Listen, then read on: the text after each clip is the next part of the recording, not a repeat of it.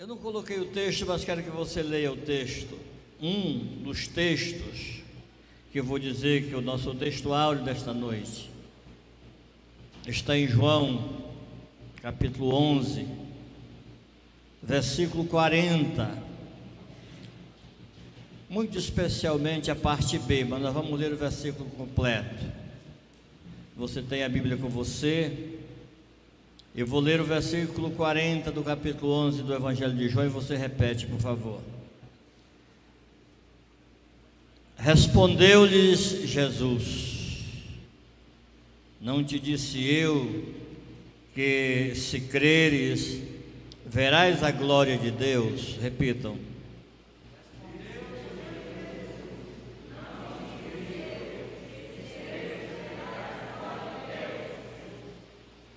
Amém. Vamos deixar esse tema aí, amados, para nós irmos conversando, refletindo sobre ele. Há muito a dizer a respeito da fé em Deus. Também há muito a dizer a respeito das ações que correspondem à nossa fé.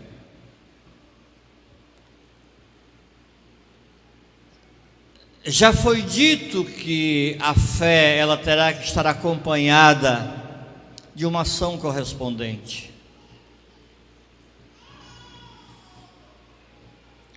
Quando nós acreditamos e agimos naquela direção, os resultados aparecem.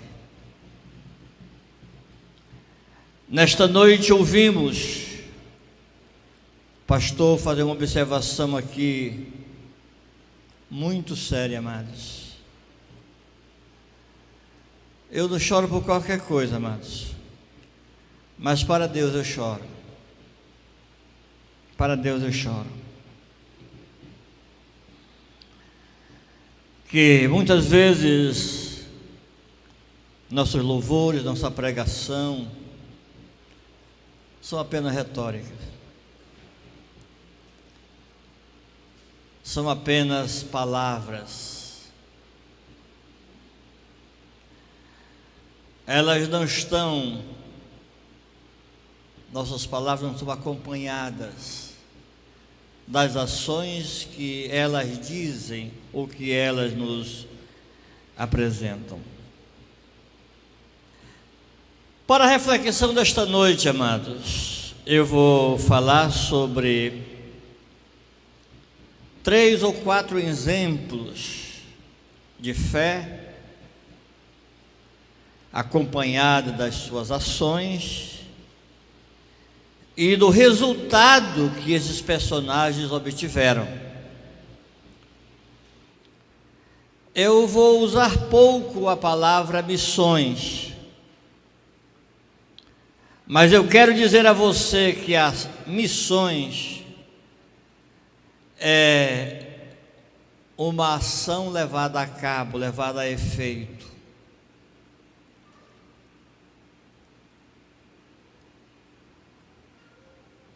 Não se faz missões, amados, apenas falando. Se você nesta noite contribuiu com missões, você está trilhando um dos caminhos pelos quais podemos fazer missões. O pastor citou nossos trabalhos na Venezuela, no Peru, agora na República Dominicana, e nós estamos falando como igreja local, amados. Nós estamos falando como nossa denominação no Brasil. Esse cartaz que o pastor mostrou aqui é da nossa denominação, mas a referência que o pastor fez aqui é dos trabalhos da nossa igreja local. Claro que nossa igreja está convencionada com a Convenção Batista Nacional, que mantém esses missionários que o pastor mostrou o cartaz para vocês. Então, missões é uma ação levada a efeito. Bem, eu disse a vocês que para esta reflexão eu vou falar em 3 ou 4 exemplos de fé acompanhado das ações e os resultados que os personagens obtiveram. O texto que nós lemos, amados, é um texto bastante conhecido dos crentes. Trata sobre a ressurreição de Lázaro. A pessoa tem que ser muito recém-chegada na igreja para não conhecer essa história. A Bíblia diz que Lázaro e suas duas irmãs, Maria e Marta, eram amigos de Jesus. Não eram apenas seguidores de Jesus, eram amigos de Jesus. É tão tal que os discípulos disseram: vamos lá, porque aqueles a quem tu amas está enfermo.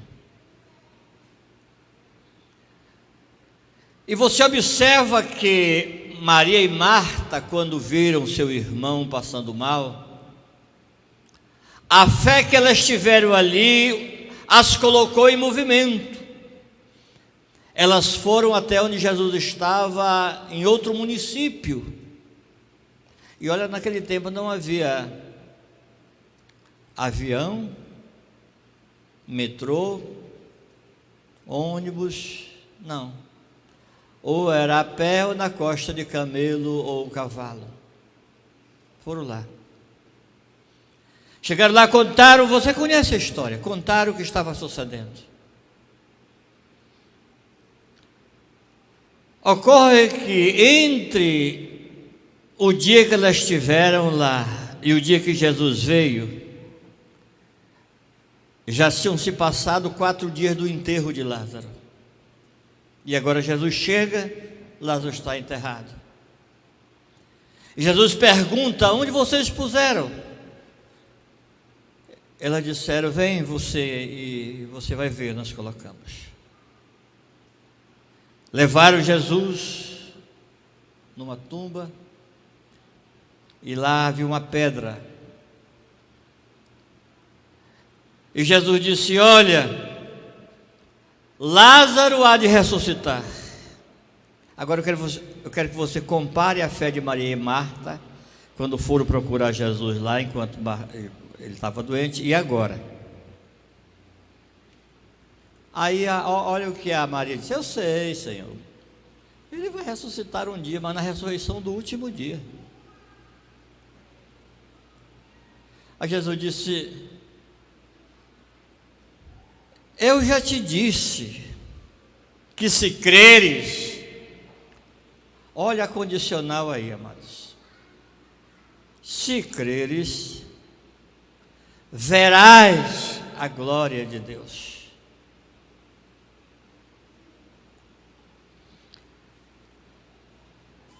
Marta e Maria não estavam mais com a mesma fé, ou não estavam agindo da forma como agiram quando Lázaro estava doente.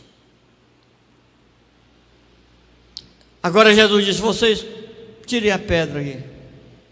Não adianta, Senhor, vai trazer um incômodo terrível. Já fazem 4 dias que está sepultado aí. Diz assim: para que esse serviço? Só para nos trazer incômodo, mau cheiro? Amados, quantos de nós talvez até ousaríamos censurá-las, mas em determinado ponto da vida nós agimos do mesmo jeito. Tem meses, tem anos que nossa fé está 10, mas também tem meses e tem anos que quase que ela desaparece e é reduzida a 0.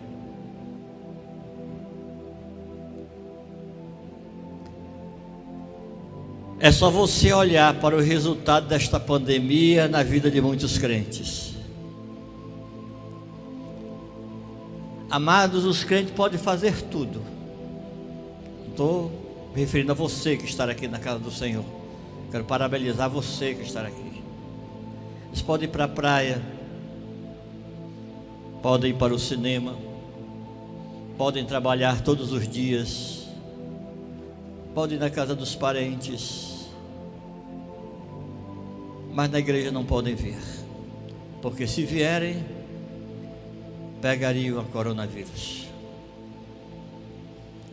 Há uma triste estatística, que depois dessa pandemia, entre 20% e 30% dos crentes desaparecerão das igrejas. Olha para quem está perto de você. Diga assim: não permita que essa triste estatística se cumpra em você.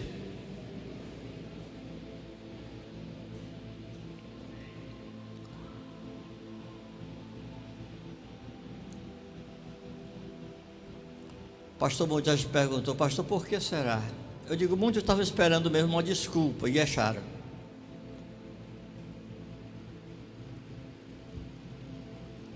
Pessoas que antes esboçavam, amados, uma fé admirável,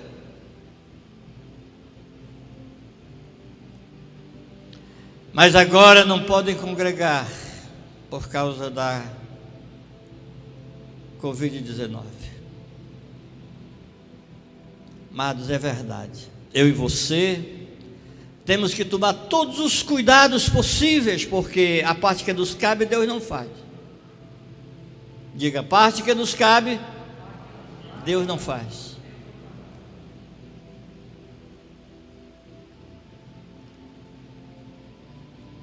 Mas o fato de você lavar as mãos corretamente, usar máscara continuamente, manter o distanciamento que eles chamam de social corretamente, e todos os demais cuidados, amados, isso não pode anular a tua confiança em Deus. A Bíblia diz que se o Senhor não guardar a casa, completem aí, em vão vigia as sentinelas.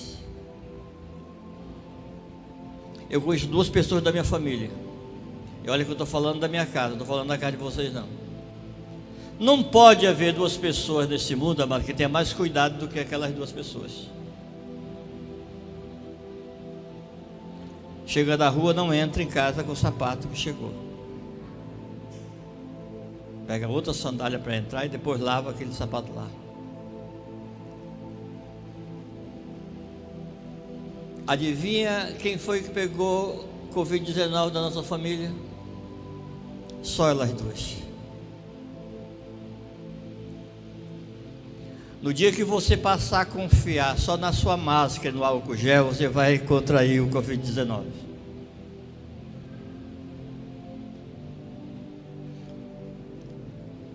Porque nós precisamos, amados, entre tantas coisas boas, manter a melhor, que é a nossa fé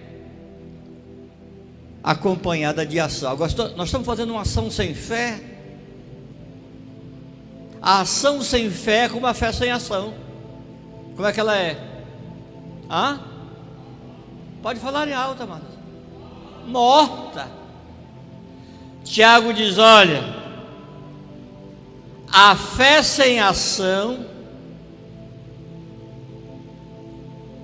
é como um corpo sem espírito. Ele diz assim: assim como um corpo sem espírito está morto, assim uma fé sem ação está morta. E a recíproca é verdadeira. Eu tenho certeza, irmão, que os espíritas fazem mais obras de caridade do que nós, os evangélicos. Eles fazem mais ação. Só que eles fazem não motivado na fé e na obediência a Deus. Eles fazem motivado pela desgraça de que eles estão fazendo.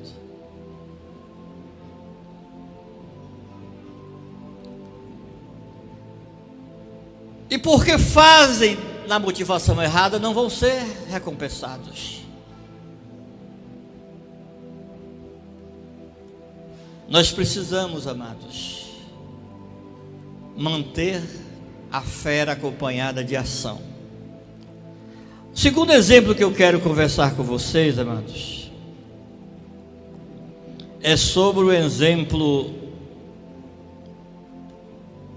de Naamã. Mas antes, deixa eu concluir a parte do Lázaro. Você já observou que enquanto eles não tiraram a pedra, Jesus não ressuscitou Lázaro? Quando eles tiraram a pedra, quando eles agiram, a ressurreição de Lázaro tornou-se possível. Eu não vou falar muito nessa história de tirar a pedra, que eu acho que você já está cansado de ouvir isso por aí.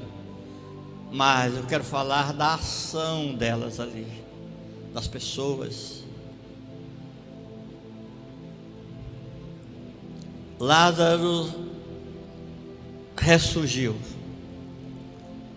porque felizmente as pessoas voltaram a acreditar e agir na direção que estavam acreditando. O segundo exemplo é o de Naamã. Essa história não é muita gente que conhece, mas é uma história também bastante ventilada, falada. Ele era um general assírio, ele não era um general sírio, ele era um general assírio. A Síria foi um reino que houve, não tem mais hoje, não existe mais. Hoje existe a Síria.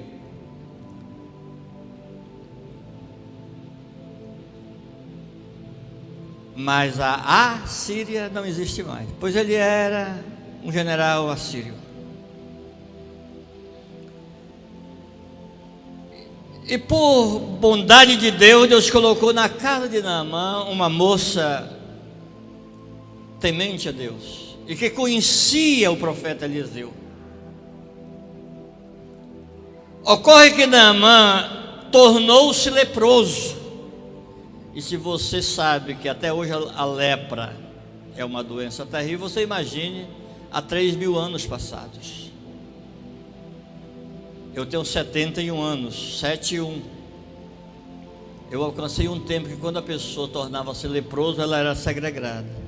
Não podia mais ficar no meio da família e nem da sociedade. Naamã tornou-se leproso. E aquela moça chegou para ela e disse: patrão, eu conheço um homem em Samaria. Ele é um profeta de Deus, é o Eliseu. Se o senhor for ter com o profeta, o senhor tem uma chance muito grande de ser curado da lepra. Naamã não contou duas, amados.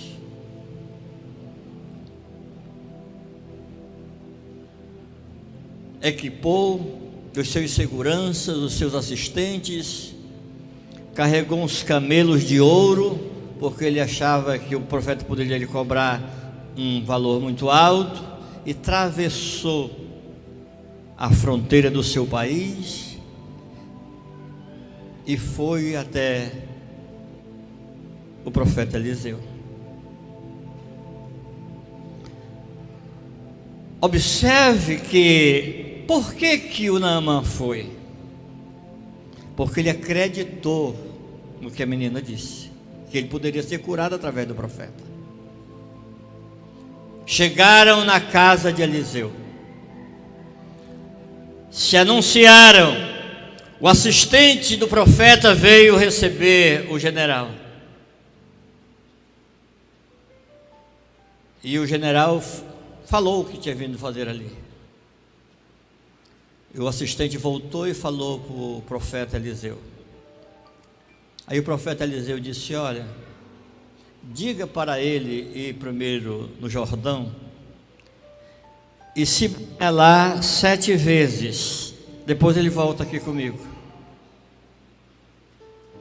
Amados, quando o assistente de Eliseu disse isso para o general, ele ficou irritado, ele ficou estressado, entendeu que era uma falta de respeito. Era como ele mesmo disse: será que na minha nação não tem água para me banhar? Os rios do meu país, as águas são mais puras, mais límpidas do que esse rio aí. Os assistentes de Naamã o cercaram e começaram a lhe fazer colocações sensatas. General, o profeta não está lhe pedindo nada impossível. Se ele lhe pedisse esses camelos carregados de ouro aí pela sua saúde, ele disse: eu daria. O que uma pessoa não faz pela sua vida? Respondeu ele. Disse: pois é, ele não está lhe pedindo isso. O profeta está lhe pedindo que você vá ao Jordão e mergulhe lá 7 vezes e volte aqui. Isso é simples, vamos lá.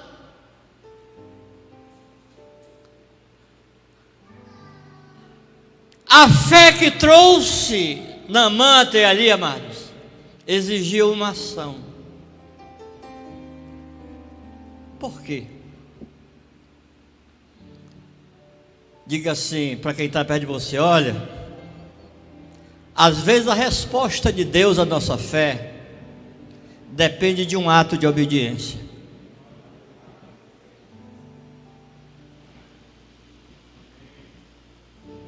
Acreditem, amados. Querendo ou não, gostando ou não, ele foi ao Jordão. Amados, quando nós fazemos a vontade de Deus, mesmo sem querer, somos abençoados. Mesmo sem querer, somos abençoados. A Bíblia diz que ele foi lá, mergulhou 7 vezes na água do Jordão, que realmente não é uma água limpa, e ele foi curado. Foi a água que curou Naamã? Não. Você pode ir no Jordão hoje tomar o tanto de banho que você quiser, você não fica bom de nenhuma enfermidade. Aquela era apenas uma ação de obediência que Deus estava exigindo de uma pessoa que dizia acreditar nele.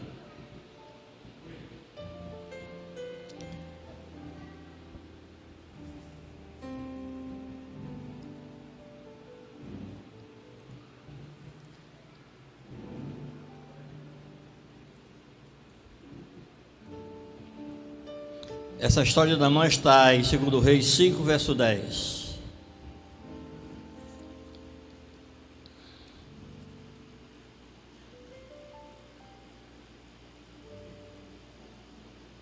Agora eu quero falar a você sobre o exemplo de Pedro. Está em Mateus 17, 27. Alguém chegou para Jesus e perguntou: Senhor, é justo, é lícito pagar tributo a César? Jesus perguntou: você tem uma moeda aí, tem uma cédula aí? Tem, mostra aí essa cédula. Aí, toda cédula tem uma finge de uma pessoa, alguém está lá. Jesus perguntou: de quem é esta finge? De quem é este retrato? Responderam: é de César. Ele disse: pois bem, então você dará a César o que é de César, mas você também dará a Deus o que é de Deus. O pastor nesta noite falou sobre nossa fidelidade nos dízimos do Senhor.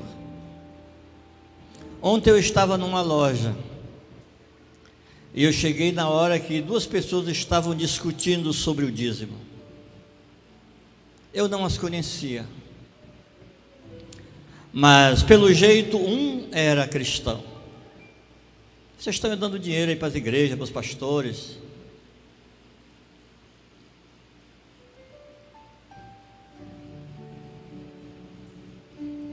E eu pedi a permissão para entrar na conversa. E eles prontamente permitiram. Eu disse: olha, eu sou pastor de uma igreja e sou um pastor dizimista. Mas eu não entrego dízimo apenas por eu ser pastor. Eu entrego dízimo porque eu fui convencido por Deus de que essa parte é dele.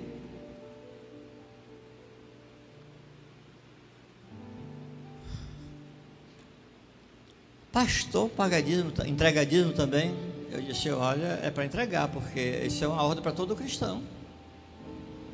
Para todo cristão. Amado, tem tanta coisa ruim para as pessoas denunciarem no mundo. Tem ou não tem?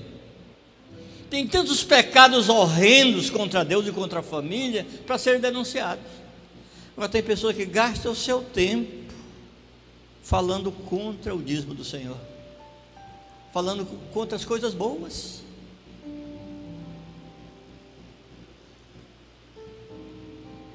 Obediência traz cura. Quando nós estamos alimentando a fé em certa direção. Depois nós vamos conversar um pouquinho sobre as definições da fé. Em Mateus 17 e 27 está a história que eu terminei de contar a vocês. Mas quando Jesus encerra a primeira parte desse comentário, ele levanta outro. E este outro é uma ordem direcionada a Pedro. Tipo assim, Pedro, a propósito, vai no mar. E você vai lançar o seu anzol no mar. O primeiro peixe que você pegar, você abre a boca dele. Lá vai ter um dinheiro. O dinheiro correspondente ao meu imposto e o teu. Você tira o dinheiro de lá da boca do peixe e paga o imposto por mim e por ti. Meus irmãos, se fosse eu, não tinha passado no teste, sinceramente, porque é pouco razoável crer que o primeiro peixe que eu pegar num rio ou no mar vai estar lá exatamente a quantia do meu imposto. Mas Pedro, amado, não apenas creu no que Jesus estava dizendo, ele foi, ele agiu, teve uma ação ali. A Bíblia diz que Pedro foi, pegou o peixe, e aí o resto da história você já sabe. Lá estava o dinheiro na boca do peixe, e com o dinheiro Pedro pagou o imposto dele e o imposto de Jesus.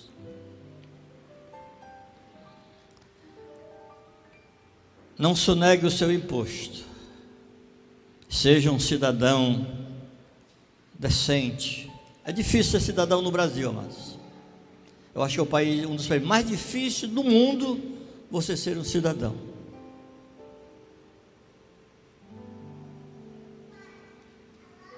Em março deste ano, eu fui abordado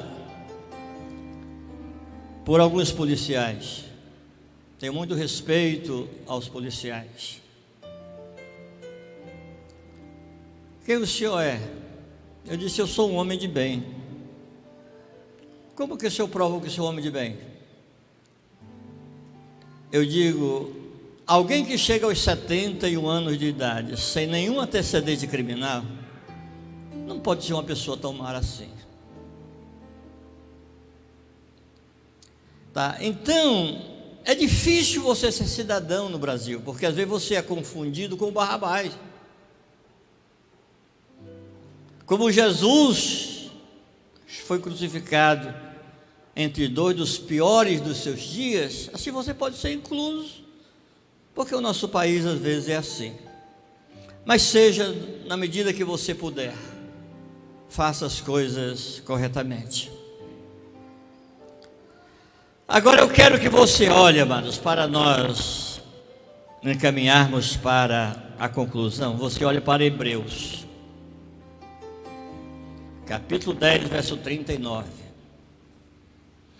Se a moça do Data Show puder jogar aqui, Hebreus 10, 39, na tradução atualizada, que é a minha tradução.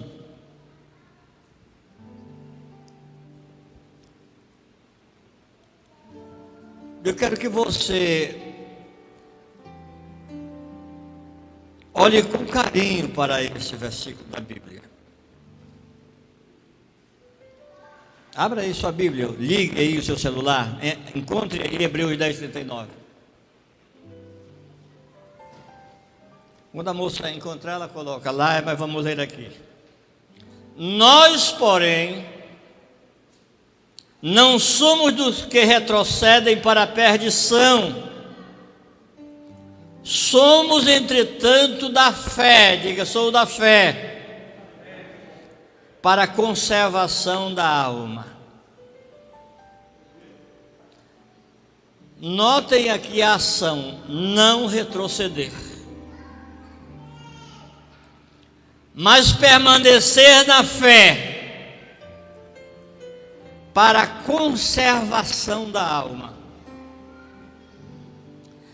Toda vez que você ler a palavra alma na Bíblia, você não confunda com o seu espírito.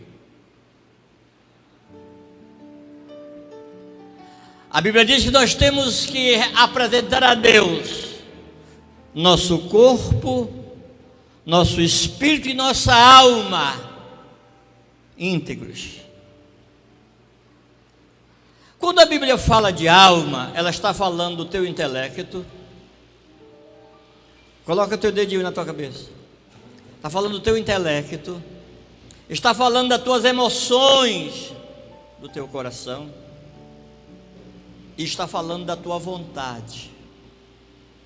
Essas três coisas são os componentes da tua alma e da minha alma.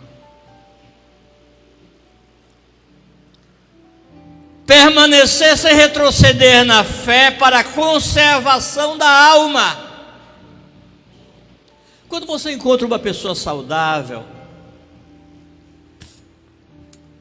com saúde, aparentando uma idade de 50, mas que ele tem 100, o que você diria?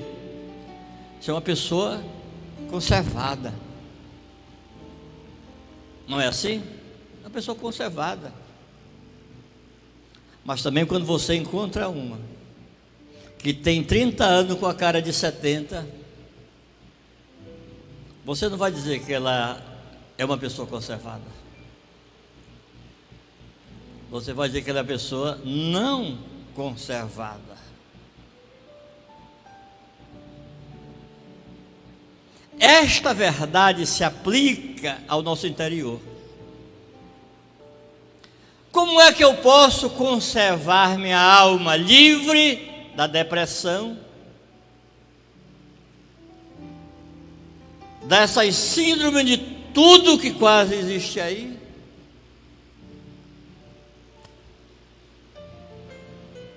Dos males psicológicos que se tornaram as doenças do século.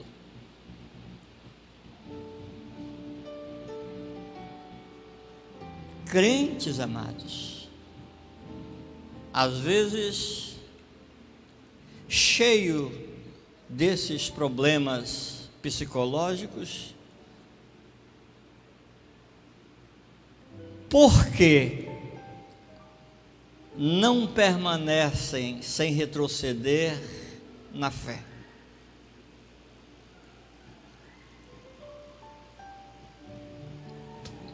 Conheço história de pessoas, irmãos, que poderiam ser marginais, ser a pior espécie de pessoa no mundo, mas são pessoas vencedoras. Conheço outros que tinham tudo para ser o máximo na vida, se tornaram um lixo humano. Por quê? Porque não conservaram o seu intelecto, não conservaram suas emoções, seu coração, portanto a sua vontade ficou vulnerável. O corpo não faz nada, amados, o corpo é um pau mandado. O corpo faz aquilo que o teu intelecto formaliza, que combina, que entra de acordo com o teu coração. Eles mandam uma mensagenzinha para a tua vontade, que fica localizada, bata assim, fica localizada nessa parte da tua cabeça como uma placa de computador. E aí ordena o corpo a fazer. Quando é o bem, amém. E quando é o mal?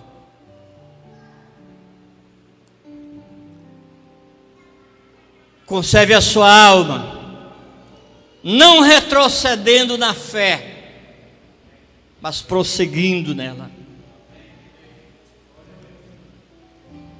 Quero me encaminhar à conclusão dizendo algo para você a respeito da fé, que está em Hebreus 11, verso 1 e 2. É só você olhar aí. A fé, olha a definição, é o firme fundamento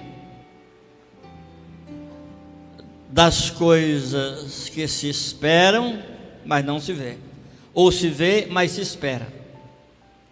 A fé é o fundamento daquilo que eu espero. Pergunta aí do seu colega de poltrona, você está esperando o quê?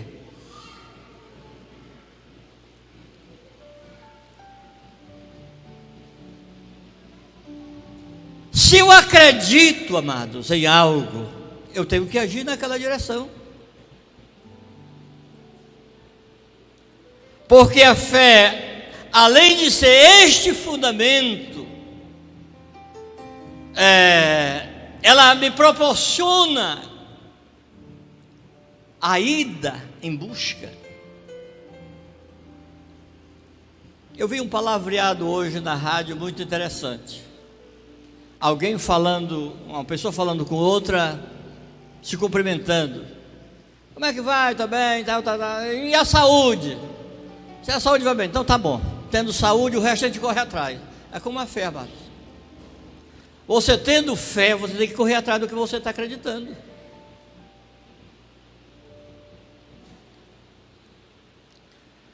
Me falta tempo para dizer a você alguns exemplos de fé que eu já vivi. Mas olha, não tem aquela fé que os sugestionadores de plantão por aí estão pregando para as pessoas. Pessoas que são sugestionadas e acham que estão tendo fé. Aqui em Boa Vista veio um pregador, que no dia que ele esteve lá naquele ginásio Totozão ali, centenas de pessoas que estavam aleijadas, com cadeira de roda e na muleta, jogaram as muletas e abandonaram as cadeiras de rodas. 3 dias depois, todos eles voltaram à cadeira de roda e as muletas. O que foi que aconteceu? Eles não tinham jogado lá, não tinham andado. Alguém deles até correu.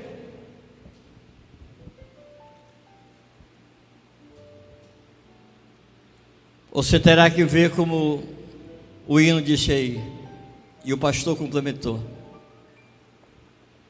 na leitura devocional do culto.